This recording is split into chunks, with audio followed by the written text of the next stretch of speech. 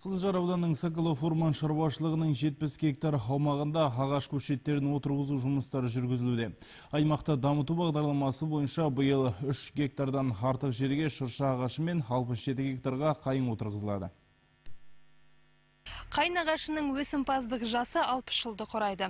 Әдетте орман өздігінен жаңарып отырады.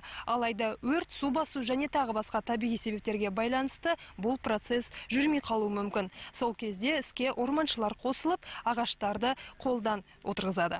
Соколов орман шаруашылығы 78 гектар жерді алып жатыр. Мұндағы жасыл желектің жайқалып өсуін осындағы орманшылар қадағалап отырады. Ескі ағаштарды кесіп, орманда алқаптарды өрттен сақтаумен қатар жас көшеттерді отырғызады. Биыл мұнда 70 гектар жерге 500 мың ағаш көшетін отырғызу жоспарланған.